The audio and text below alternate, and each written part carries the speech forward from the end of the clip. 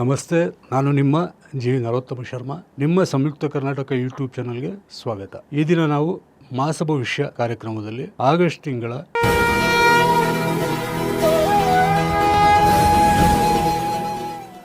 ವೃಶ್ಚಿಕ ರಾಶಿ ಸಂಜಾತರ ಮಾಸ ಭವಿಷ್ಯ ಫಲವನ್ನು ತಿಳಿಯೋಣ. ವೃಶ್ಚಿಕ ರಾಶಿಯ ವಿಶಾಖ ಹಾಗೂ ಜ್ಯೇಷ್ಠ ನಕ್ಷತ್ರ ಸಂಜಾತರಿಗೆ ಅತ್ಯಧಿಕ ಶುಭ ಫಲಗಳಿದೆ. ಅನುರಾಧ ನಕ್ಷತ್ರ ಸಂಜಾತರಿಗೆ ಶುಭ ಮಿಶ್ರ ಫಲ.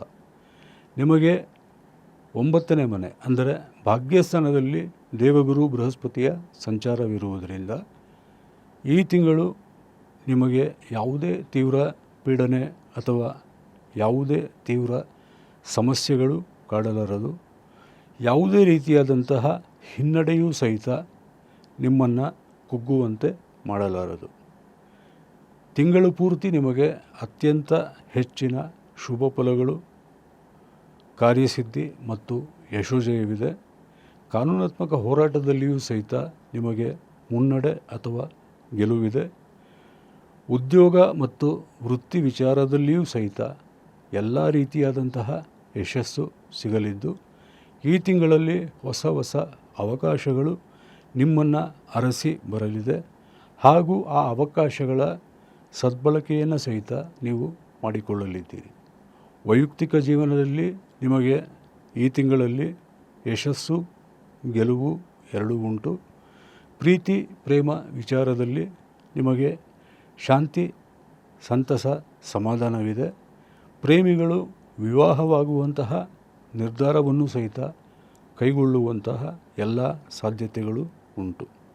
ತಿಂಗಳ ದ್ವಿತೀಯಾರ್ಧದಲ್ಲಿ ಸ್ತ್ರೀವರ್ಗ ಹಾಗೂ ಮಾತೃವರ್ಗ ಅಸೌಖ್ಯವಿದ್ದು, ಅದೊಂದು ಮಾತ್ರ ನಿಮಗೆ ಸ್ವಲ್ಪ ಮಟ್ಟಿಗೆ ಬೇಸರ ಮತ್ತು ಅಶಾಂತಿಯನ್ನು ಉಂಟು ಮಾಡಬಲ್ಲದು.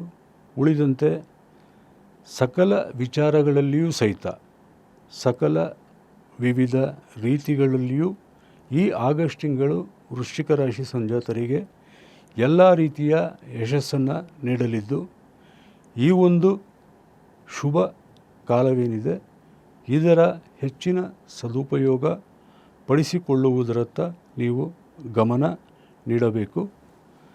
ಇನ್ನು ಎಲ್ಲ ಪೀಡಾ ಪರಿಹಾರಾರ್ಥವಾಗಿ ವೃಶ್ಚಿಕ ರಾಶಿ ಸಂಜಾತರು ಸುಬ್ರಹ್ಮಣ್ಯ ಭುಜಂಗ ಸ್ತೋತ್ರ ಹಾಗೂ ಅರ್ಧನಾರೀಶ್ವರ ಸ್ತೋತ್ರವನ್ನು ಶ್ರದ್ಧಾಭಕ್ತಿಯಿಂದ ಪಠಿಸಿ ಅಥವಾ ಆಲಿಸಿ.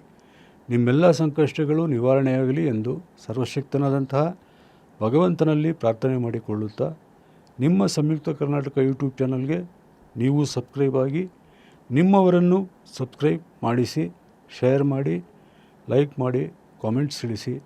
ಮತ್ತೆ ಮುಂದಿನ ಜ್ಯೋತಿಷ್ಯ ಕಾರ್ಯಕ್ರಮದಲ್ಲಿ ಭೇಟಿಯಾಗುತ್ತೇನೆ. ಧನ್ಯವಾದಗಳು.